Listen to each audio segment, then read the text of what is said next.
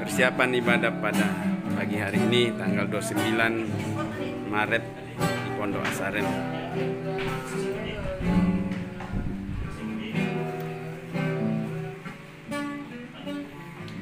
Jaga jarak. Jadi ini harinya Tuhan, ya setiap hari harinya Tuhan, tapi ini adalah khusus hari Sabat. Jadi kita mau benar-benar datang sama Tuhan, kita benar-benar jadikan di hati kita. Bukan karena sebutan hari Sabat, tapi jadikan di hati kita bahwa ini adalah harinya di mana kita semua dan seluruh umat Tuhan bisa beribadah kepada Tuhan. Terima kasih.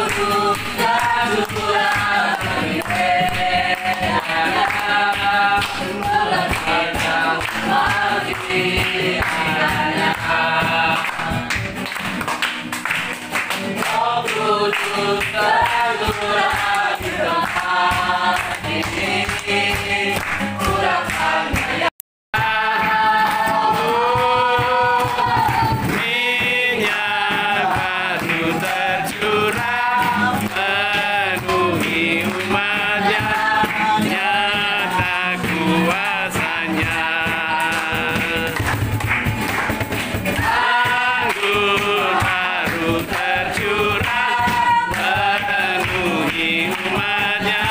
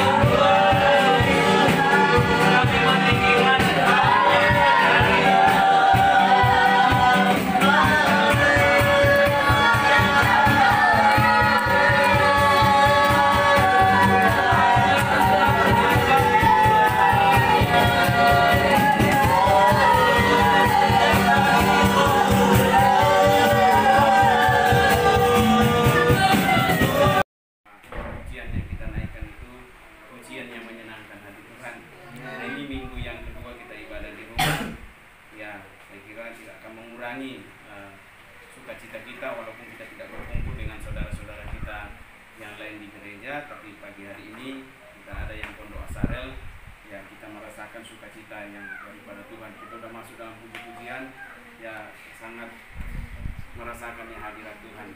Kembali saya katakan, jangan sampai kita seperti ayat yang kita baca tadi malam, bangsa ini memuliakan aku dengan mulutnya, kadang dengan mulutnya, dengan bibirnya, tapi sebenarnya hatinya menjauh daripada aku.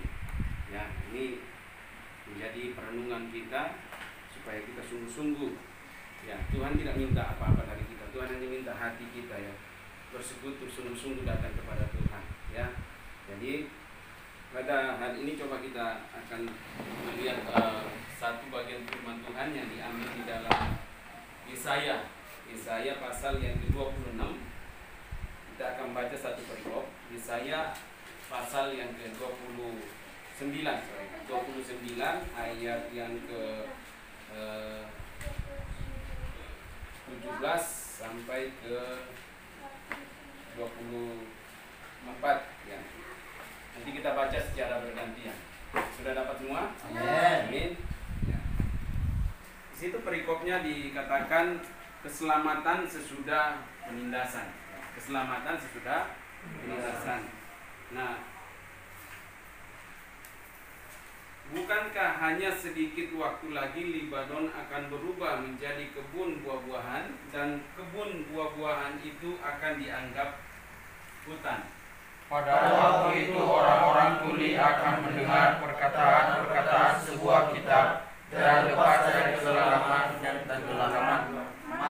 Tidak selamanya penderitaan itu akan berlangsung ya. Pasti ada kesudahannya kan. Kira-kira corona ini ada kesudahannya enggak? Ada. Kapan? Pasti akan ada kesudahannya ya. Cuma kita tidak tahu sampai kapan. Tapi harapan kita sama Tuhan semoga cepat dilakukan supaya semua kembali normal lagi ya. Jadi sama kalau keselamatan sesudah penindasan ya. Kalau kita lihat kisah bangsa Israel, perjalanan bangsa Israel di dalam mengiring Tuhan, ketika mereka mengalami penderitaan atau masalah, tidak selamanya mereka di dalam penindasan atau di dalam masalah itu. Pasti ada kesudahannya ya. Tapi ya entah itu berapa lama ya tergantung daripada kesadaran dari manusia itu. Kalau kita lihat perjalanan kembali, melihat perjalanan bangsa Israel, kita melihat di sana bagaimana mereka ketika membuat suatu kesalahan, supaya itu berakhir mereka harus bertobat kan ya, bertobat menyesali apa yang sudah mereka lakukan dan datang kepada Tuhan, dan Tuhan kembali menyatakan kemuliaannya di antara mereka, melepaskan mereka dari setiap persoalan masalah yang sedang mereka hadapi. Artinya tidak lama lagi. Nah, ini walaupun ini nubuatan kan, dikatakan bukankah tidak hanya sedikit lagi waktu Libanon akan berubah menjadi kebun buah-buahan, dan kebun buah-buahan itu akan dianggap hutan ya. Kalau kita lihat sebentar lagi, berarti waktu ya. Sebentar lagi itu berbicara masalah waktu. Kalau kita bilang corona ini sebentar lagi berlalu, waktu ya pasti akan berlalu ya. Tapi kita nggak tahu kapan waktunya selesai. Ya hanya Tuhan yang tahu kapan selesai waktunya.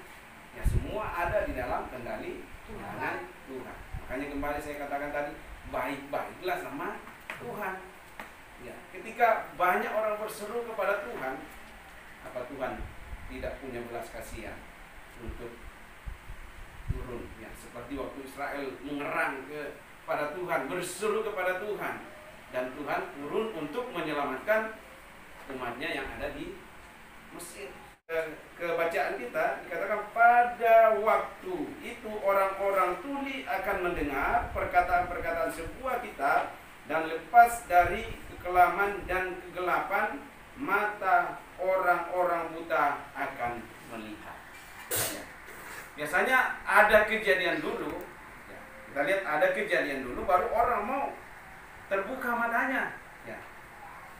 Seperti yang terjadi sekarang ada penyakit sampar dulu, ada penyakit wabah corona dulu, baru orang mau sadar. Ya. Orang mau sadar. Ya, kita lihat di situ dikatakan pada waktu itu orang-orang tuli. Ya. Kalau orang tuli itu seperti apa? Oh, orangnya tidak mendengar. Ya. Kalau tuli benaran, tapi ada yang pura-pura tuli. Ya, ada yang pura-pura tuli. Ya, sekian lama dia menjadi orang Kristen, tapi firman Tuhan nempel nggak di otaknya, nempel nggak di hatinya. Ya. Ini orang yang tuli secara apa? Rohani. Ya. Banyak juga orang tuli tapi hidupnya sesuai dengan firman Tuhan. Tapi ada orang yang pendengarannya bagus, tapi mata rohaninya yang tuli. Ya, dikatakan situ pada waktu itu. Ini berbicara waktu juga kan, tiadaan. Mungkin saat ini orang-orang tuli akan mendengar perkataan-perkataan sebuah kitab. Coba perhatikan di medsos sekarang. Banyak orang mengirim ayat-ayat firman Tuhan. Yang tidak pernah mengirim ayat firman Tuhan tiba-tiba mengirim ayat firman Tuhan. Dan semua ayat-ayat yang punya pengharapan supaya penyakit ini cepat berlalu. Semua medsos berbicara masalah rohani. Kalau kita lihat yang punya handphone itu orang Kristen pasti isinya medsos tentang masalah-masalah rohani. Setelah kejadian ada masa dulu baru mereka mau mencari Tuhan yang tadinya tuli. Ya, tuli secara rohani. Ya. Nah, kemudian dikatakan akan mendengar perkataan-perkataan sebuah kitab. Kitab berbicara. Mulai bertanya-tanya, oh kayaknya Tuhan sudah mau datang. Mulai disambung-sambungkan satu dengan yang lain. Yang tadinya tidak pernah baca Alkitab, tiba-tiba rajin baca Alkitab. Takut kena corona, besok mati. Langsung masuk surga. Apa sih? Ya. Kamu sehat-sehat, Tuhan katakan kamu gak pernah baca Alkitab waktu kamu sehat. Untung anak-anak pas di godok terus membaca Alkitab 5 pasal setiap hari. Mudah-mudahan nempel semua itu 5 pasal kan.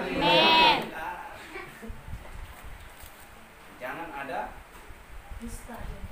penyakit baru kita mau cari Tuhan. Susah dulu baru mau cari Tuhan.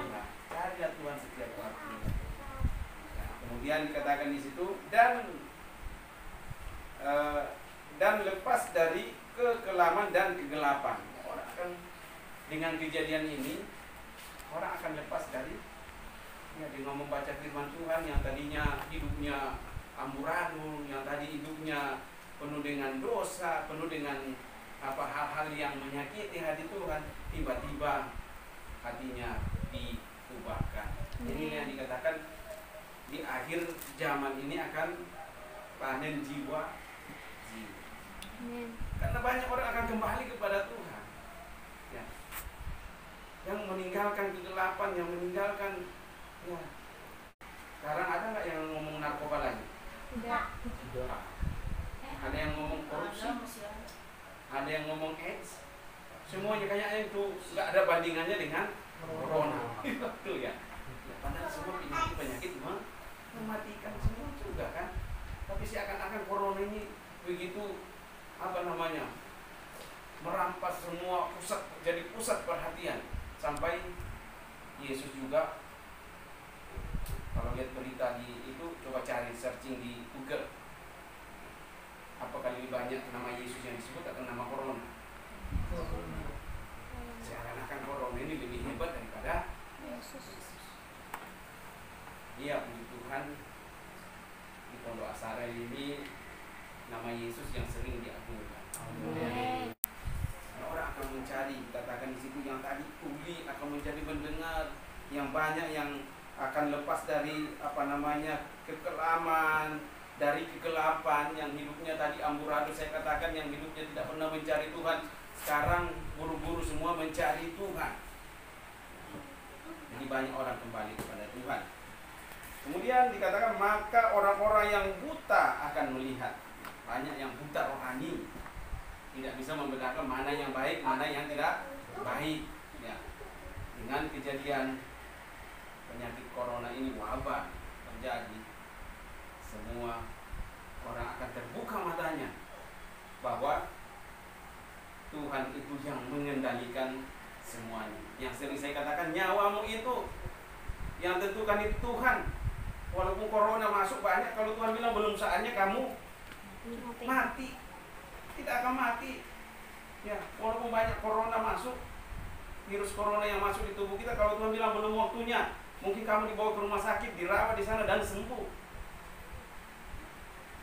Mungkin kita tidak kena corona, tapi kalau Tuhan bilang udah selesai, ya udah selesai.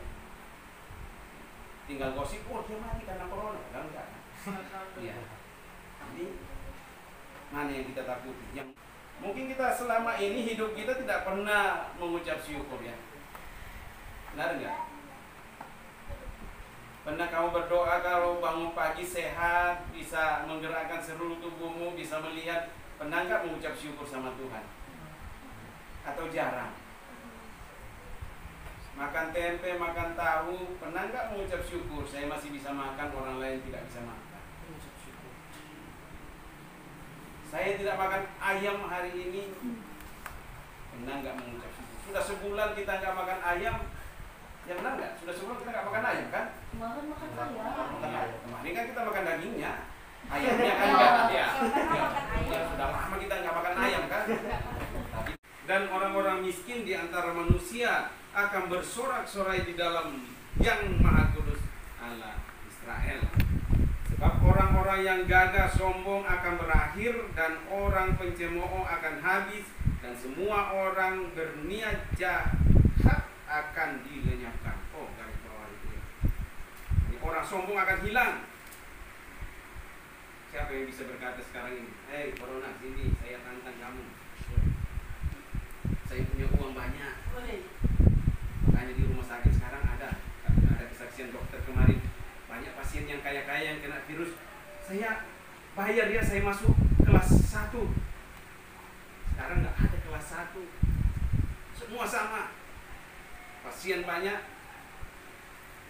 tempat sedikit. Kamu punya banyak uang, kamu nggak bisa sombongkan apa kedudukanmu, nggak bisa kita sombongkan. Hanya dikatakan Tuhan, karena sebab orang-orang gagah sombong akan berakhir, dan orang pencemooh. Kalau kita lihat di Mazmur pasal 1, janganlah kamu bergaul dengan apa? Masuk dalam kumpulan pencemooh akan habis, dan semua orang yang berniat jahat, punya niat jahat. Nanti belum berbuat kan, baru punya niat. Sudah dikatakan apa situ? Akan dilenyapkan. Dilenyapkan artinya apa? Hilang. Tidak masuk hitungan itu. Ya, jangan sombong, jangan jadi orang yang pencemooh, kemudian jangan apa lagi? Jangan punya niat jahat. Walaupun kita belum melakukan, tapi kita sudah punya niat jahat, dikatakan semua akan dilenyapkan. Coba lihat sekarang, masih ada orang sombong dengan kejadian sekarang. Bahkan sekarang orang sudah bahu-membahu, bagaimana saling menolong satu dengan yang lain tanpa memandang dari mana asalnya, apa sukunya, apa agamanya. Kita satu untuk saling menolong satu dengan yang lain. Katakan tadi, tidak lama lagi waktunya orang-orang yang semua orang akan berubah ya, setelah kita melewati masa-masa kesukaran. Katakan Tuhan tidak akan pernah mempermalukan orang-orang yang setia mencari Tuhan. Ya. Kita lihat di sini. Karena kedahsyatan Tuhan yang akan kita lihat, coba perhatikan sini. Karena kedahsyatan Tuhan yang akan kita lihat ke depan, ya. Makanya saya itu kalau ini ya, coba kita belajar sungguh-sungguh sama Tuhan. Kalau kita sungguh-sungguh takut akan Tuhan, ini bukan main-main, bukan zaman-zaman sering kita teriak-teriak sama Tuhan, tapi Tuhan tidak mendengar. Yang saya katakan tadi malam, kamu datang hanya dengan bibirmu, hanya dengan mulutmu, tapi hatimu menjauh daripadaku. Itu yang Tuhan katakan. Keras loh Tuhan katakan itu. Keras Tuhan katakan firman Tuhan. Makanya kita mengevaluasi ibadah kita. Benar enggak saya datang dengan hati saya, connect enggak hati saya kepada Tuhan? Atau saya hanya karena perintah manusia? Itu mengerikan. Kita menjalankan ibadah hanya karena perintah manusia. Hari Minggu kita harus ibadah karena kita orang Kristen. Tapi Tuhan katakan, kamu hanya menyenangkan hatiku dengan bibirmu, dengan mulutmu kamu datang kepadaku, tapi hatimu menjauh daripada. Ya. Katakan di sini, ya. Kemudian kembali ke sini ya, dikatakan Tuhan tidak akan mempermalukan orang yang sungguh-sungguh mencari wajah Tuhan. Tuhan tidak akan mempermalukan orang yang sungguh-sungguh mencari wajah Tuhan. Maka kita akan melihat kuduslah Tuhan. Hanya Engkau yang layak ditinggikan, hanya Engkau yang layak diagungkan di dalam setiap kehidupan. Kita akan mempertanggungjawabkan hidup kita masing-masing. Apa yang kita lakukan Tuhan menilai sendiri. Kalau yang kita punya pemikiran, orang tua saya Kristen, nanti akan terbantu. Kita masing-masing akan menghadapi adilan akhir, dan sana yang ada di akhirnya. Hanya sungguh-sungguh datang di hadapan Tuhan. Orang-orang yang sesat, ya terakhir, orang-orang yang sesat pikiran akan mendapat pengertian. Setelah kejadian semua ini, orang-orang yang tadinya pikirannya tidak benar, yang sesat, akan mendapat pengertian yang benar sesuai dengan firman Tuhan. Dan orang-orang yang bersungut-sungut, ya artinya orang yang tidak pernah menerima keadaan hidupnya, yang suka bersungut-sungut, tidak menerima keadaan hidupnya, akan menerima pengajaran, bukan penghukuman, tapi akan menerima pengajaran supaya jangan bersungut-sungut lagi, supaya menerima keadaannya, karena semua Tuhan sudah atur, Tuhan sudah tentukan bagi kita masing-masing. Ya. Puji nama Tuhan. Demi firman Tuhan yang disampaikan, semoga firman itu jatuh di tanah hati kita yang baik, supaya kita sungguh-sungguh hidup di dalam Tuhan. Di setiap langkahku percaya,